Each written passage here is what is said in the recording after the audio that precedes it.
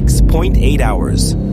That is the average time it takes to get an injured worker off a production platform in the Gulf of Mexico and into a hospital bed, according to the Bureau of Safety and Environmental Enforcement's own evacuation data.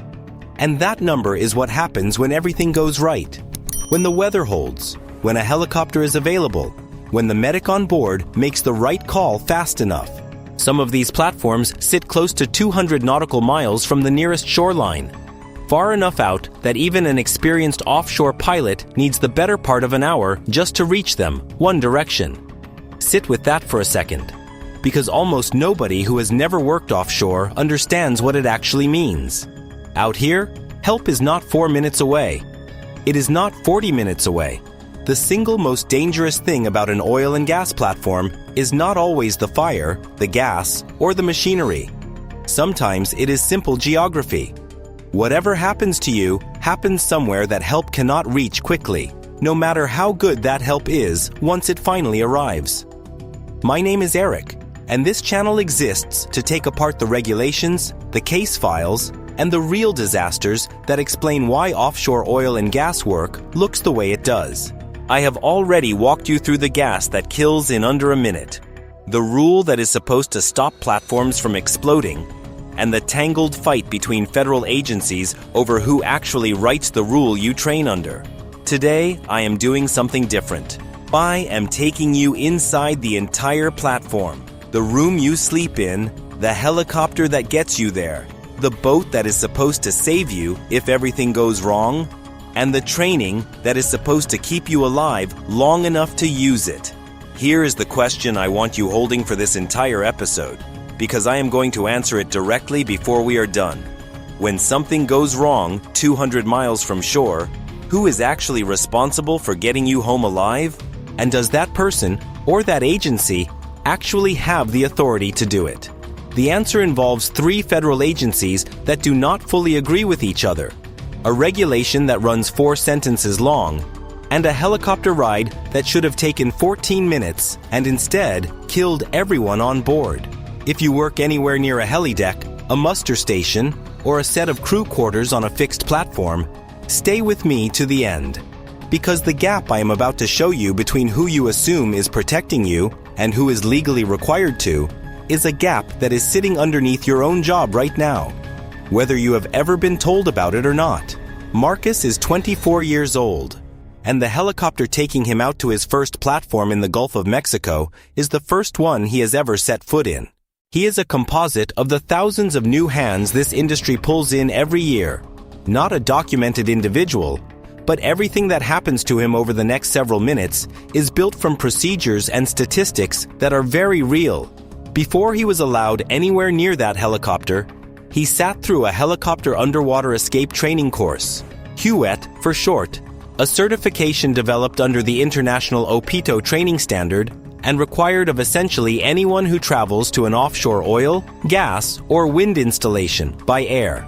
He spent an afternoon in a swimming pool, strapped into a mock-up helicopter cabin that a crane flipped completely upside down and submerged, learning to find his reference point, brace, and find his way out of an inverted flooding fuselage without panicking.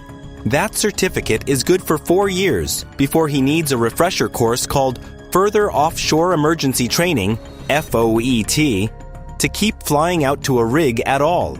Nobody told Marcus that this is one of the only consistent safety requirements that follows him the entire length of his trip, because the truth is, the moment that helicopter takes off, the rulebook protecting him quietly changes shape 3 separate times before he ever reaches his bunk. HUET is only one piece of a larger certification Marcus actually sat through, a 3-day course called Basic Offshore Safety Induction and Emergency Training, BSEE, built around 4 mandatory units the OPITO standard requires before anyone is cleared to fly. The first covers offshore safety induction itself, the regulations and protocols specific to the platform he is about to step onto. The second is the helicopter module, the emergency breathing system and underwater escape drills already described. The third is personal survival at sea, how to use a life jacket and a life raft correctly, how to signal for rescue, and what to actually do in the minutes after hitting open water. because a life jacket worn wrong or a flare fired in the wrong direction can cost just as much time as not having either at all. The fourth is firefighting and self-rescue. Practical, hands-on drills in escaping a smoke-filled space and operating an extinguisher under real fire conditions, not a slide describing how one works. Like the HUET certificate buried inside it, the full Bosiet credential expires after 4 years, at which point Marcus has to sit through further offshore emergency training to keep flying out to a platform at all. 4 mandatory skills, 4 years of validity, and not one of them is optional, because OPITO built this course directly out of the same accident data this episode keeps returning to. Workers die offshore from drowning, from fire, and from a transportation leg that statistically outranks almost everything else on the platform itself. Once Marcus actually lands, the routine that swallows the next several weeks of his life starts almost immediately. Every worker on board carries a personal locator device and a set of flame-resistant coveralls rated for the specific hazards on that platform. And before anyone touches a tool, there is a job safety analysis to review, a permit to sign if the work involves hot work or confined space entry, and a muster point to memorize that has nothing to do with where Marcus happens to be standing when an alarm sounds. The work itself runs on a fixed rotation. Weeks on the platform, followed by an equal stretch back on shore. A schedule built as much around fatigue management as around staffing logistics. Because a worker on his 14th straight day without real rest is a worker whose judgment is already compromised before anything on the platform itself goes wrong. None of that schedule, none of that rotation appears anywhere in OCSLA. It is industry practice layered on top of a regulatory floor that, as you are about to see, was never written by a single author with a single, coherent vision in mind. That fatigue concern is not a hunch industry safety officers invented to justify a rotation schedule. A systematic review of rotation workers across the mining, offshore oil and gas, and construction industries, published in a peer-reviewed occupational health journal, found that rotating shift workers carried a markedly higher rate of mental health complaints than the general population. Social dysfunction being the single most common finding, with well over 4 in 10 reporting some form of mental health problem. The same body of research links extended separation from family directly to measurable strain on relationships and to drops in on-the-job performance. The kind of strain that never shows up on a muster card or a training log, but sits underneath every decision a tired, isolated worker makes during a multi-week hitch. Researchers studying offshore and onshore rotation workers more broadly found the same group slept worse, smoked more, drank more, and carried higher rates of obesity than the general population. A cluster of findings that points to the same root cause this entire series keeps circling back to. A system can hand a worker every certificate, every drill, and every muster card it owns. And none of it fully compensates for a brain that has not had a real night's sleep in a week and a half. Marcus does not feel any of that yet, 3 days into his first hitch. The data says he will. That rulebook problem starts the second the platform comes into legal existence, and it traces back to a single piece of legislation most offshore workers have never heard of, the Outer Continental Shelf Lands Act, OCSLA, passed in 1953. OCSLA defines the Outer Continental Shelf as the submerged land beyond state coastal waters, typically starting around 3 miles offshore, and it hands out regulatory authority for that zone across 3 different federal bodies instead of 1. The Department of the Interior, through what is now the Bureau of Safety and Environmental Enforcement, regulates the platform's actual production equipment and drilling activity. The United States Coast Guard regulates safe access and egress, personal protective equipment, housekeeping, deck guarding, lockout and tagout, life-saving devices, lifeboats, firefighting systems, first aid, emergency communications equipment, and commercial diving. And OSHA, the agency most people assume runs every American workplace, only steps in where neither of the other 2 agencies has already written a rule covering that specific hazard. 3 agencies, 3 sets of priorities, 1 platform, And Marcus has no idea yet which one of them actually wrote the rule for the room he is about to sleep in. Scale is hard to grasp in an industry this spread out, so here is the number that puts it in perspective. More than 7,000 platforms have gone up on the outer continental shelf since the federal government first started leasing it in the 1940s. Alongside more than 55,000 wells drilled across that same stretch of ocean floor, according to the Bureau of Ocean Energy Management's own historical accounting. Not every one of those structures is still standing or still staffed, and the active count rises and falls with oil prices and lease activity. But the figure tells you something the regulations alone cannot. This is not a handful of isolated rigs that a single inspector could realistically walk through one by one. It is a sprawling, decades-deep industrial footprint. And every rule this episode has walked through so far, from a stateroom's headroom to a muster card taped inside a door, has to scale across thousands of structures that the same small handful of federal agencies are responsible for checking year after year on a budget that does not grow at the same rate the footprint does. Commercial diving is the one item on that Coast Guard list most workers on a fixed platform never personally touch, but it carries some of the strictest, double-regulated rules anywhere in this industry. OSHA's own diving standard, 29 CFR Part 1910, Sub-Part T, applies to diving operations on the outer continental shelf, right alongside the Coast Guard's parallel commercial diving rule at 46 CFR Part 197, Sub-Part B. One of the few places in this entire regulatory patchwork where OSHA does not simply step aside the moment the Coast Guard's rule applies. Together, the two standards require a dive team to maintain a written safe practices manual, post emergency contact numbers at the dive location, brief every diver on the specific hazards of that day's task before anyone goes in the water, and certify every diver in CPR and first aid before they are allowed near a Coast Guard inspected diving system. The work itself can mean depths that require saturation techniques, a method pioneered in the 1950s by Navy physician George F. Bond and first applied commercially in 1965, in which divers live inside a pressurized chamber for days or weeks at a stretch, breathing a helium-oxygen mixture, specifically so their bodies never have to fully decompress between one inspection or repair job on the platform's underwater structure and the next. It is one more job on this platform, built entirely around a hazard most of the workers living 30 feet from the dive locker will never personally have to understand. That room is smaller than most people imagine, and federal regulation is the reason it is built the way it is. Under 46 CFR 127.280, the Coast Guard's design standard for offshore crew accommodations, no stateroom can berth more than 4 people. Each occupant gets a minimum of 30 square feet of deck area and 210 cubic feet of space, and the room needs at least 6 feet 3 inches of clear headroom. None of that is about comfort. It is about fire. The same body of regulation prohibits any escape route from running directly above, or depending on, a berth, and it requires at least 2 unobstructed means of escape from every space where people sleep, because a sleeping worker is a worker who cannot self-rescue the instant something starts burning.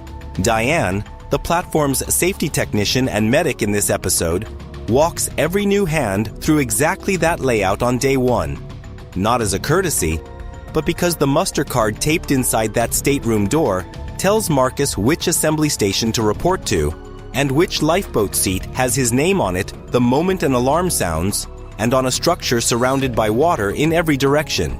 That card is sometimes the only piece of information standing between an orderly evacuation and chaos. That same body of regulation, 33 CFR Part 143, also governs the platform's design and equipment beyond just the bedroom Marcus sleeps in, covering deck guarding, safe access and egress, and housekeeping standards for every space he walks through on a normal shift. One specific requirement inside that framework matters more than almost anything else on a structure where the only way down is down. Manned facilities on the outer continental shelf must provide at least 2 separate primary means of escape, running from the uppermost platform level, containing living quarters, down through every successively lower working level, all the way to the water's surface. 2 routes, not one. Specifically so that a single blocked stairwell, a single jammed door, or a single fire-engulfed corridor cannot strand an entire crew on a level with no way down. The American Bureau of Shipping layers an additional voluntary standard on top of that regulatory floor through its Guide for Crew Habitability on Mobile Offshore Drilling Units, built explicitly around the idea that accommodation design and the quality of a worker's living environment directly affect performance, not just comfort, on a job where fatigue and poor sleep are themselves safety hazards. None of that is required reading for Marcus. It is simply the invisible architecture sitting behind every door he walks through without a second thought. Marcus does not know yet that 2023 was the worst year on record for offshore platform fires in the entire history of the Bureau of Safety and Environmental Enforcement's performance measure dataset, which has tracked incidents since 1996. 152 fires in a single year, the highest count ever logged. He does not know that in the most recent 12-month reporting window available, 22% of all reported offshore injuries came from something as mundane as a slip, trip, or fall. Not an explosion, not a blowout, just a wet deck plate or a missed handhold during a routine task. And he does not know that under 30 CFR 250-188, operators are legally required to immediately notify BSEE the moment any of a specific list of events occurs on their facility. A fatality, an injury serious enough to require evacuation, a loss of well control, a fire or explosion, a collision, structural damage, a crane incident, or damage to a safety system. That list exists because every one of those categories has already killed someone on a platform exactly like the one Marcus is about to call home for the next several weeks. And the agency that wrote it built it directly out of incidents it was forced to investigate. Every one of those fires happens on a structure the Coast Guard already requires to fight back. Under 33 CFR Part 145, the Coast Guard's firefighting equipment standard for outer continental shelf facilities, every pumping platform complex has to maintain a fixed fire main system, with fire pumps that can be started and stopped from a location outside the very space those pumps protect. Specifically, so a worker is not required to walk back into a space that may already be filling with smoke or flame just to get water flowing. Fire hydrants on that system have to meet the same design standard the Coast Guard applies to fire hydrants aboard vessels, under 46 CFR 108.423, and every hydrant has to have a fire hose with a nozzle already attached and connected at all times, not stored somewhere down a corridor where someone has to go find it first. None of that equipment prevents a fire from starting. It exists entirely to buy the minutes between ignition and evacuation that this episode keeps coming back to.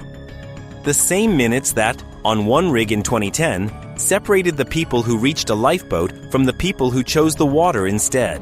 The framework holding all of that together has a name most workers have heard mentioned in a safety meeting and immediately forgotten: SEMS, the Safety and Environmental Management System, codified at 30 CFR Part 250, Subpart S, and built around the American Petroleum Institute's Recommended Practice 75. SEMS is not a single rule. It is an entire management architecture an operator has to build, document, and actually use, covering hazard identification, mechanical integrity, training, and incident investigation across the full life of a facility. Two of its specific elements matter enormously to a brand new hand like Marcus. The first is the Employee Participation Plan, which legally requires the operator to create a real channel for workers to flag hazards and have those hazards addressed, not filed away. The second is Stop Work Authority, the principle that any single person on that platform, regardless of rank, title, or how many weeks they have been on the job, has the explicit right to halt an operation the moment they believe it is unsafe, without fear of retaliation. On paper, that means Marcus, on his very first hitch, technically has the authority to stop a senior supervisor from doing something that looks wrong to him. Whether that authority survives contact with an actual chain of command under real schedule pressure is a different question entirely. And it is the same question that has decided who lived and who did not in nearly every major offshore disaster this series has already covered. That chain of command has a name and a single point of final authority. The Offshore Installation Manager, sometimes simply called the person in charge under the Coast Guard's own regulation at 33 CFR Subchapter N, the individual appointed in writing by the operator to hold ultimate command over the platform's overall operation, its safety, and the welfare of everyone working on it during a genuine emergency, blowout, fire, man overboard. The OIM assumes total operational command, activating the platform's written emergency plan, and directing every other role on board, including whether and when to sound the order to abandon the structure. That concentration of authority is deliberate. A platform mid-emergency cannot function as a committee, and somebody has to be able to make the call to launch a lifeboat with fewer people aboard than planned, the way the Deepwater Horizon's master did, without first convening a meeting. But it also means Marcus's stop work authority and the OIM's command authority can, in theory, point in opposite directions during the exact kind of fast-moving, high-pressure moment when getting that relationship wrong costs the most. Which authority actually wins in the moment it matters is not something a training slide can answer. It is something every operator's safety culture answers in practice, on a day nobody chose in advance. None of this works if the people executing it were never actually trained to do it, which is exactly the GAP 30 CFR Part 250, Subpart O, the Bureau of Safety and Environmental Enforcement's Well Control and Production Safety Training Rule, was written to close. Every lessee operating on the outer continental shelf has to maintain a written training plan describing the type, method, length, frequency, and content of the instruction its employees and contractors receive. And the rule does not stop at requiring the plan to exist on paper. BSEE or its authorized representative can show up at a platform or at an operator's onshore office and conduct interviews asking exactly what training was provided, when, where, and how effective it actually was. The agency can run a training system audit comparing the written program against what Subpart O actually requires, and it can administer direct competency tests evaluating whether a specific worker can actually perform well control, deep water well control, or production safety duties, not just recite them from memory. That 3-layer check, paperwork audit, interview, and hands-on test exists because a training binder that looks complete and a crew that actually knows what to do under pressure are two different things. And BSEE has built an entire enforcement mechanism specifically around closing the distance between them. The same logic governs whether an operator's SCM's program is real or just a binder sitting in a drawer somewhere on shore. Under 30 CFR $250, 1920, operators have to subject their safety and environmental management system to periodic auditing, and the industry built its own accountability layer on top of that baseline through the Center for Offshore Safety, which accredits independent audit service providers to examine a company's SM's program against API RP75 and the Center's own standard, COS 203. An accredited auditor with no financial relationship to the operator walks the program floor by floor. The findings get logged. The operator has to resolve them through documented corrective action, and only then does that same independent auditor verify the fix actually happened before the company can claim a SEM certificate. Marcus will never see that audit happen. He will never read the findings report. But the entire reason his employee participation plan and his stop work authority are more than words painted on a safety poster in the galley is that somewhere behind the scenes, a person whose paycheck does not come from his employer is checking whether those words survived contact with an actual operation. All of that auditing and training infrastructure has actual financial teeth behind it, not just paperwork. Under 30 CFR, Part 250, Subpart N, BSEE can assess a civil penalty of up to $55,764 per day per violation against an operator that fails to correct a cited deficiency within the time frame the agency sets, or whose violation involved actual or threatened harm to people or the environment. The agency does not reserve that authority for hypothetical violations. BSEE has formally cited a dozen offshore operators at once for failing to demonstrate that their safety and environmental management system actually met the Subpart S requirements put in place after the Deepwater Horizon disaster. The same SEMS framework built around Marcus's Employee Participation Plan and Stop Work Authority. Each of those citations starts as an incident of non-compliance, a formal notice giving the operator a deadline to fix the problem, and only escalates into an actual dollar penalty if the company misses that deadline or the violation already put someone in danger. A regulator handing out a notice with a fix-it deadline sounds almost gentle, until you remember that the deadline exists specifically because the agency has already seen, repeatedly, what happens when nobody enforces a follow-up. What nobody has told Marcus yet, standing in his new four-man stateroom with his muster card freshly memorized, is that the room he is sleeping in and the drills he just sat through were built almost entirely around two hazards: fire and the simple, brutal fact that everyone on this structure is surrounded by open ocean with nowhere else to go. He has not been told yet how he is actually supposed to get off this platform if both of those things happen at once, in the dark, with the wind blowing 40 knots and the helicopter that brought him out here grounded by weather for the next 6 hours. That gap between knowing the muster station and actually surviving the walk to it is exactly where this episode is going next. The helicopter that flew Marcus out is the part of this operation almost nobody questions. And it is also the part with the thinnest, most contested safety rulebook of anything on this entire platform. Helicopters are how virtually every offshore worker in the Gulf of Mexico gets to and from a fixed platform. And the jurisdictional split here gets even stranger than the one governing Marcus's bunk. BSEE holds the lead responsibility for helideck and aviation fuel safety on fixed offshore facilities, while the Coast Guard holds that same lead responsibility on floating facilities, and the Federal Aviation Administration retains broad authority over the helicopters themselves, both onshore and offshore. In 2014, the Department of the Interior published a notice in the Federal Register stating plainly that BSEE's existing regulations, while they incorporate some industry standards by reference, do not comprehensively address helideck or aviation fuel safety issues. And the agency asked operators for input on whether to formally adopt established international design and maintenance standards for helidecks it had, up to that point, never fully required. Think about what that sentence actually means. The single mode of transportation responsible for getting nearly every offshore worker to and from a fixed Gulf of Mexico platform sat for years under a regulatory framework the regulator itself admitted in writing was incomplete.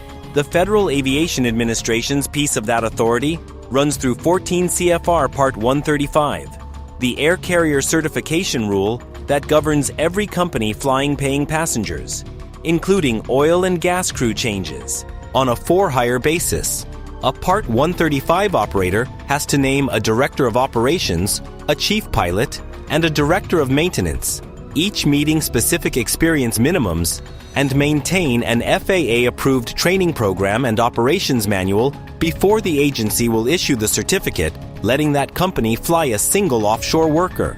One specific equipment rule inside that framework exists because of exactly the kind of accident an overwater flight invites. Since April 24, 2017, no rotorcraft may operate under that certificate without an operable FAA-approved radio altimeter, a device that tells a pilot precisely how far the aircraft sits above the water beneath it, because a pilot flying low over featureless open ocean, at night or in poor visibility, can lose track of altitude in a way a pilot flying over land with visual reference points generally cannot. That single instrument exists to prevent a specific failure mode investigators have named for decades: controlled flight directly into the water by a competent crew that never realized how close to the surface it actually was. The same distance problem that opened this entire episode resurfaces here, from a different angle. A single helicopter medevac off a deep-water Gulf of Mexico platform can cost an operator anywhere from $50,000 to $300,000 or more, depending on distance, weather, and aircraft type, and on the platforms sitting furthest out. In the ultra-deep-water exploration areas, where some structures now sit up to 200 nautical miles from shore, even an experienced offshore pilot is flying close to the edge of a Super Puma or comparable aircraft's practical range just to get there and back. That is not a detail offered to make you feel sorry for an operator's budget. It is the financial pressure sitting directly behind every decision about how many helicopters a company keeps on standby, how quickly it scrambles one when a medic on a platform calls in an emergency, and how much redundancy exists if the first available aircraft is grounded by weather or down for maintenance. The same economics that make helicopter transport indispensable to this industry are the economics that make it expensive enough to second guess, and Marcus has no way of knowing the first time he straps into one of these aircraft whether the company flying him is operating with a comfortable margin of spare capacity or running close to the bone. That gap is not theoretical. Researchers reviewing CDC and NIOSH data on offshore oil and gas fatalities between 2003 and 2010 found 128 deaths across that period. And transportation events, not blowouts, not fires, not toxic gas releases, were the single leading cause, responsible for 51% of them. Helicopter accidents alone accounted for 38% of all those deaths. 49 people killed across 17 separate crashes in just 7 years. Marcus's HUET certificate exists specifically because the industry already knows from its own fatality data that the ride between the shore and the platform is statistically one of the most dangerous parts of his entire job. More dangerous, by that data, than most of what happens once he is actually standing on the deck. April 1st, 2009, in the North Sea, 11 nautical miles northeast of Peterhead, Scotland. A Eurocopter AS-332L2 Super Puma, operated by Bond Offshore Helicopters, Flight 85N, was returning from BP's Miller oilfield platform, carrying 14 offshore oil and gas workers, most of them employed by the drilling contractor KCA Deutag, along with 2 flight crew.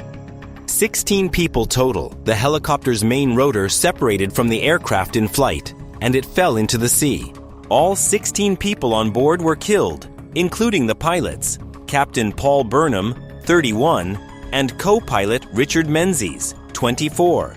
This crash falls under United Kingdom jurisdiction, not BSEE, and the Air Accidents Investigation Branch's formal report traced the cause to a catastrophic failure of the main rotor gearbox, specifically a fatigue fracture in a second-stage planet gear inside the gearbox's epicyclic module.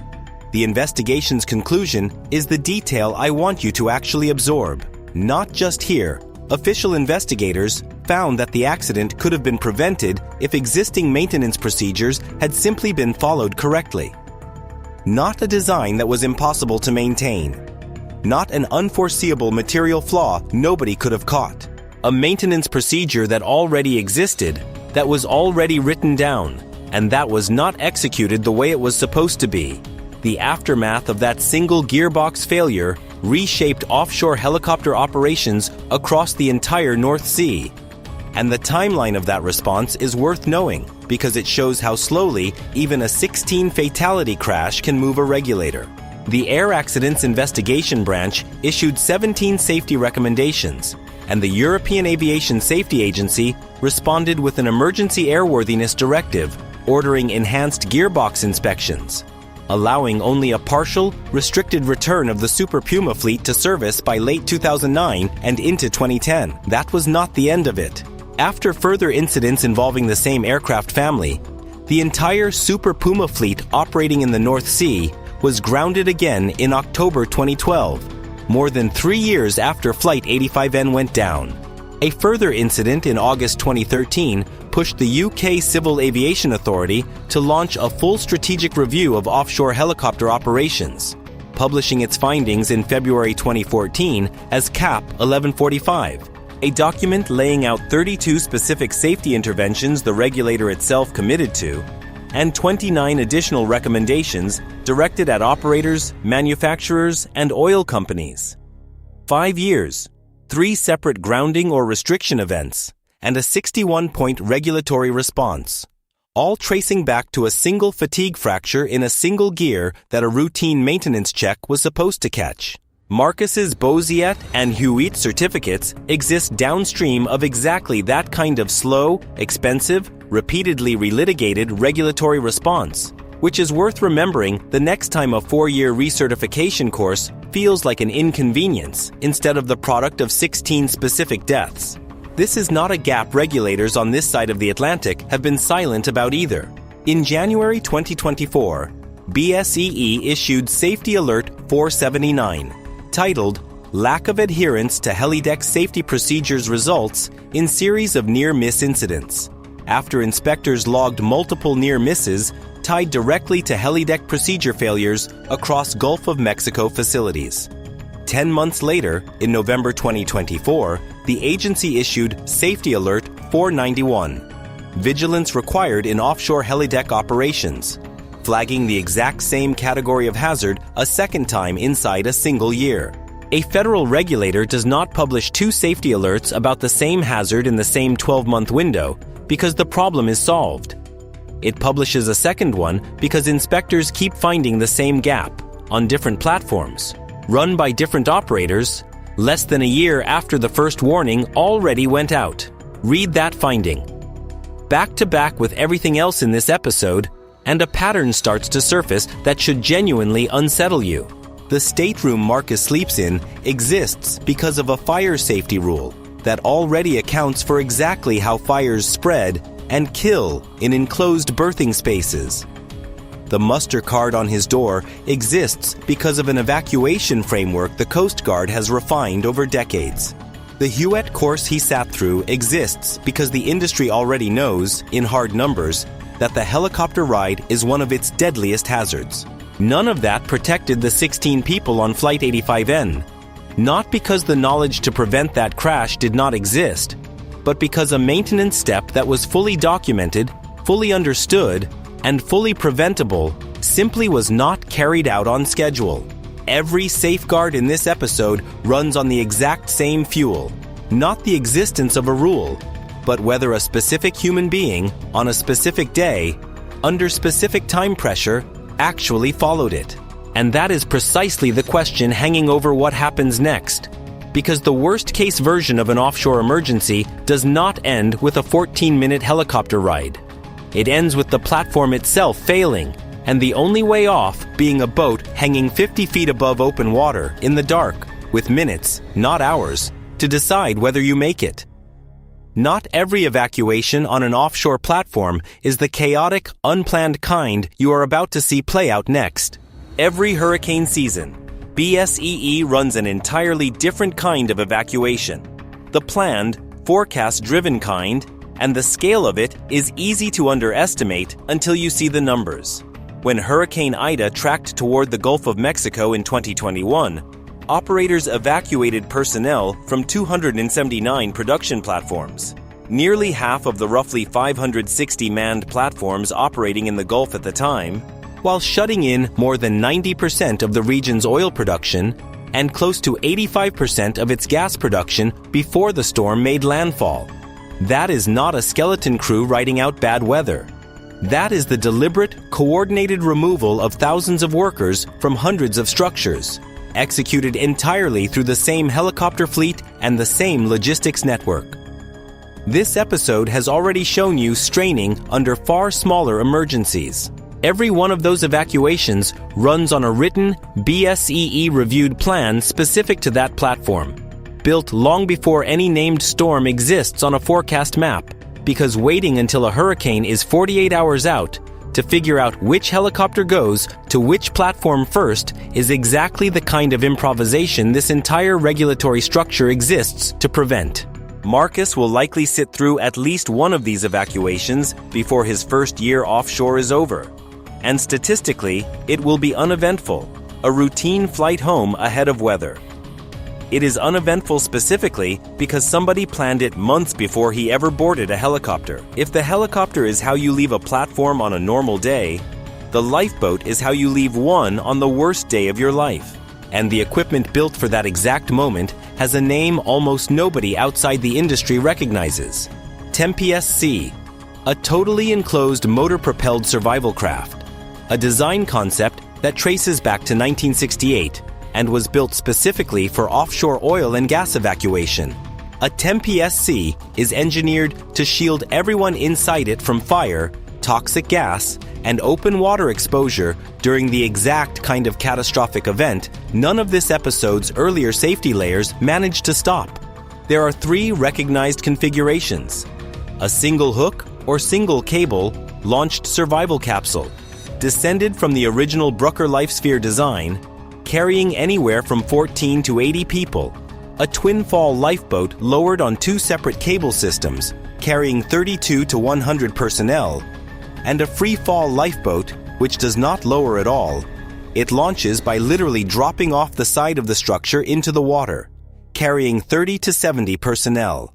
Diane runs Marcus through what boarding one of these actually feels like during his very first onboarding drill, because the United States Coast Guard, under 33 CFR Part 146, requires emergency drills at least once every month, conducted as though the emergency were real, with every person reporting to their assigned station and performing their assigned role.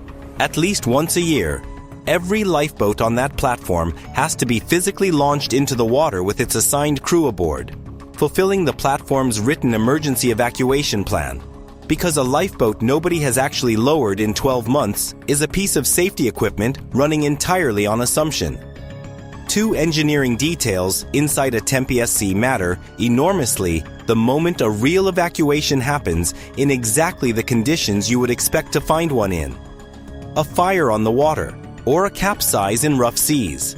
Every TEMPSC is built to be self-righting, meaning if a wave or a chaotic launch flips the craft over, its own hull geometry and ballast bring it back upright without anyone inside doing anything at all. And because the entire design exists for evacuations that frequently happen during or immediately after a fire, most TEMPSC units carry an onboard water spray system, an engine-driven pump that draws seawater from beneath the hull, low enough that it will not draw in floating, flammable liquid sitting on the surface, and sprays that water continuously over the boat's own exterior shell to keep the hull cool enough to survive driving directly through a burning slick on the surface of the water. That single feature, a lifeboat engineered to drive through fire rather than around it, is not a hypothetical design requirement dreamed up by an engineer with too much imagination. It exists because evacuating a platform during an actual catastrophic event frequently means there is burning fuel on the water between the boat and open, breathable air. And the alternative to driving through it is staying on a structure that is actively failing. The blowout that turned an ordinary night into the worst marine oil spill in American history traces back to a negative pressure test the rig crew misread. Hours before the explosion, the crew ran a test specifically designed to confirm the cement and mechanical barriers at the bottom of the well could hold back the formation's pressure, and the test produced a result inconsistent with a secure well. Pressure that should have dropped and stayed down instead crept back up. Investigators with the National Commission on the BP Deepwater Horizon oil spill concluded the crew explained that anomalous reading away using a theory about trapped pressure in the wrong section of pipe, a judgment call that let hydrocarbons keep flowing up the wellbore undetected for the better part of an hour before anyone on board recognized what was actually happening.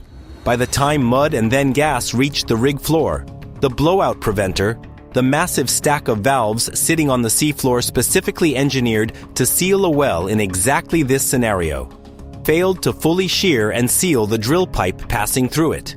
A failure the investigation attributed in part to the pipe itself buckling off center inside the device under the pressure of the surging well. A safety system rated to stop precisely the event that was happening did not stop it. That is the mechanical chain sitting underneath everything you are about to read about lifeboats, life rafts, and 4 people choosing a 50-foot jump over the deck they were standing on. Here is what those monthly drills and that annual launch requirement were built to answer. And what happened on April 20th, 2010 is the case that proves exactly why the requirement exists in the first place. The Deepwater Horizon was a mobile offshore drilling unit operating in the Gulf of Mexico's Macondo prospect when a blowout triggered an explosion and fire that investigators would later trace back to failures across well design, cementing, and the rig's own safety and warning systems. 126 people were aboard that night. According to the official investigation record, survivors described an explosion that gave them less than 5 minutes of warning before the alarm sounded and the order to abandon the rig went out. 2 lifeboats were launched, but several crew members stationed at the opposite end of the drilling unit could not safely reach either one in time. With heavy smoke and intense heat closing off that route, and with crew genuinely afraid a life raft launched into that environment might burn or melt before it cleared the structure, the rig's master made the call to launch one anyway, with only 7 people aboard, judging there was no time left to load it further or launch a second raft. 4 people, including the master himself, judged that even that raft was no longer a viable option from where they stood, and jumped more than 50 feet from the burning structure into the water below, choosing the ocean over the fire behind them. Mike Williams, the Deepwater Horizon's chief electronics technician, is one of the real, named survivors who later testified before Congress and told his story publicly on 60 Minutes. Not a composite, not an illustration, an actual person whose account sits inside the public investigative record. Williams has described reaching the edge of the rig only to find the lifeboats nearest his station already gone, with the deck around him on fire. He has put the jump itself, at a height he estimated above 90 feet, into water already burning with spilled oil, with no way to know before he went over the rail whether the surface below him was clear or in flames. And he has said the fall felt like it lasted far longer than it actually could have. After hitting the water, he has described swimming and kicking through oil-slicked water to put distance between himself and the burning structure before a rescue craft finally pulled him aboard. His account is the closest thing this episode has to a first-person record of what it actually means when the boats are already gone, and the only remaining option is open air and open water. Williams survived. 11 of his co-workers did not. The 2 lifeboats carried 94 people to the Tidewater-owned supply vessel Damon B. Bankston, standing by nearby. 4 more were transported by other vessels, and 17 reached safety through other means. When the Bankston's crew conducted the first complete headcount after the explosions, it confirmed that 115 people had evacuated successfully. 11 crew members were missing and were later confirmed lost. Sit with that number against everything you just learned about TEMPSC capacity, monthly drills, and annual launch requirements, because every single one of those protections existed in some form on that rig that night. And 115 people are alive today specifically because lifeboats, a life raft, and a 50-foot jump into open water were the only 3 options left once the platform itself stopped being survivable. 11 people are not alive today because none of those options reached them in time. That is the entire brutal calculus this episode has been building toward from its very first sentence. Every layer of protection on an offshore platform, the stateroom, the muster drill, the HUET card, the lifeboat, exists specifically because the structure you are standing on can, without warning, become the most dangerous place on Earth. And the only question that actually matters in that moment is whether the layer in front of you, the one specific layer, was built, maintained, and drilled correctly long before you ever needed it. The federal government did not leave that night where it found it. The Deepwater Horizon disaster killed 11 workers and triggered the largest marine oil spill in United States history, and it exposed something the investigation that followed could not ignore: the Minerals Management Service, the single agency that had regulated the Outer Continental Shelf since 1982, was simultaneously responsible for collecting offshore drilling revenue, managing the nation's offshore resources, and policing the safety of the very operations generating that revenue. On May 19, 2010, with the spill still active in the Gulf, the Secretary of the Interior signed an order splitting MMS into 3 separate independent organizations, each with a single undivided mission. That reorganization became final on October 1, 2011, creating the Bureau of Safety and Environmental Enforcement to handle safety and environmental oversight, the Bureau of Ocean Energy Management to handle leasing and resource management, and the Office of Natural Resources Revenue to handle royalty collection, deliberately separating the agency that inspects a platform from the agency that profits when that platform produces oil. Roughly 5 months before that split was finalized, on October 15, 2010, regulators published the rule that built the entire SEMS framework Marcus and Diane operate under today, the same Stop Work Authority and Employee Participation Plan I described earlier in this episode, and gave every operator on the Outer Continental Shelf until November 15, 2011, to have a functioning program in place. None of that came from a committee deciding the existing rules needed modernizing. It came directly from 11 specific deaths and a spill the entire country watched unfold for 87 straight days. None of that reorganization or rulemaking was a one-time fix that regulators could sign off on and walk away from. SEMS auditing under 30. CFR 250.1/1920 is a recurring obligation, not a single certificate earned once and filed away.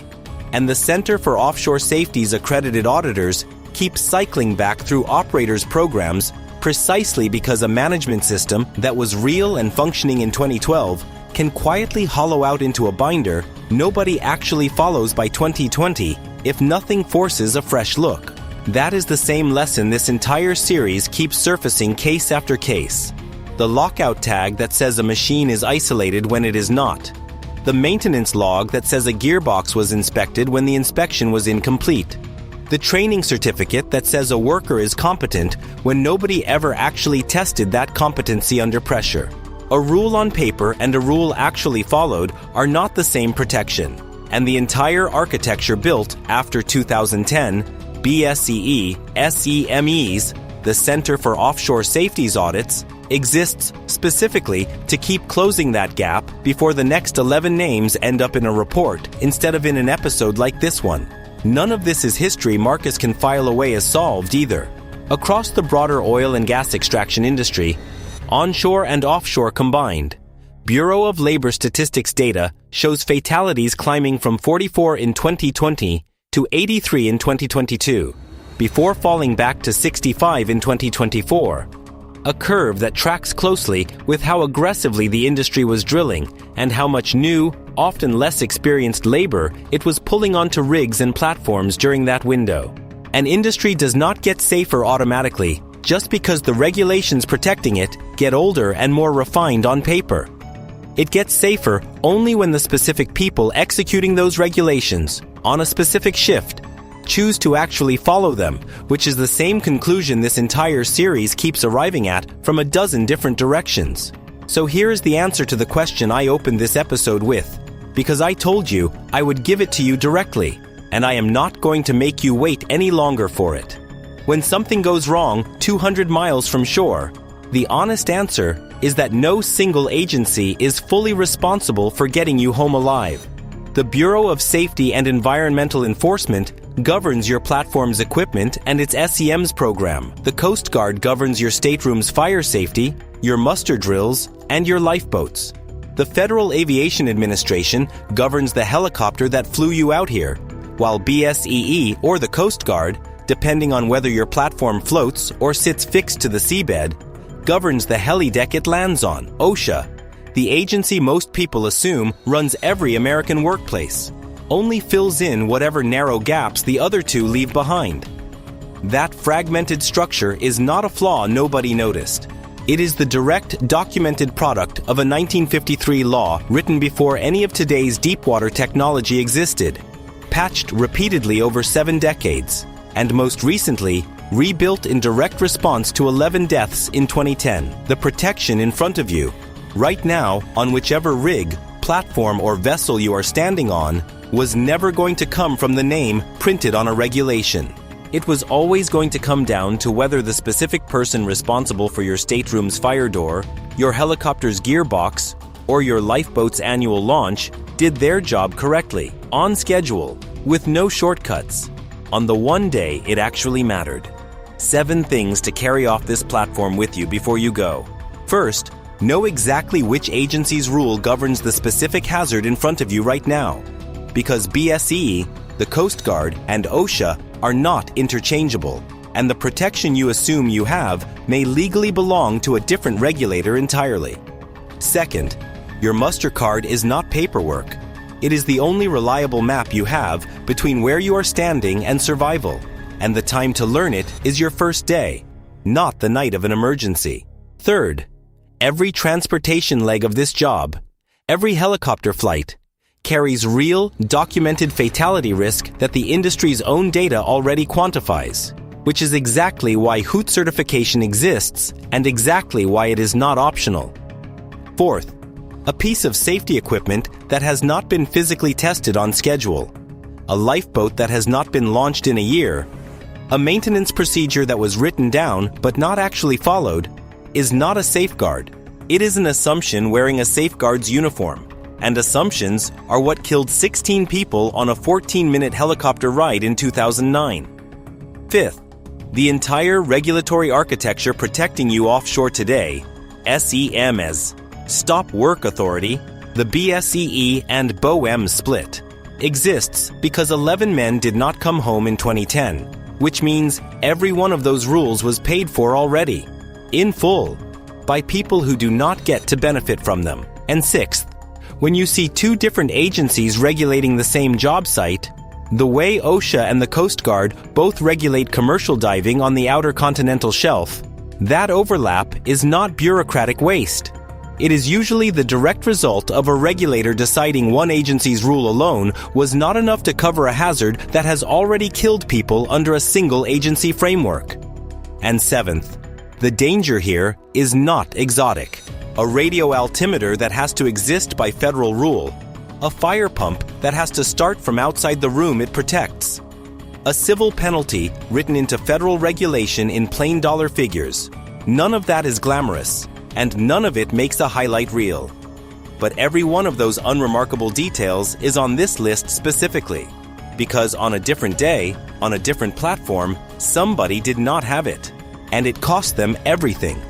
If this episode showed you something you did not already know about the platform you work on, or the one you are thinking about working on, go back and watch the lockout and tagout breakdown, because the same jurisdictional gap I just walked you through, the thinner rulebook offshore versus the thicker one onshore, runs straight through that episode too, and it is about to run through the next one as well. The next episode in this series goes through OSHA's Fall Protection Standard under 1910 Subpart D and ANC Z359, because on a structure with open grating, exposed edges, and a 200-foot drop to open water in places, a fall is not a minor injury. It is frequently the last thing that ever happens to a person, and BSEE's own inspection data on slips, trips, and falls says that gap is being exploited on platforms right now, while almost nobody outside this industry has ever heard the citation that is supposed to stop it. If you work offshore, train people who do, or are about to start the kind of job Marcus just walked into. Subscribe to Erick the Workplace Safety Guy, because the next compliance deadline, the next inspection, the next gap between a rule on paper and a rule actually followed on your shift is not abstract. It is sitting on a calendar somewhere right now. And the only thing standing between that date and somebody's name in a report like the ones I just read you out loud is whether the people around you actually do the job the regulation already tells them to do. Stay safe out there.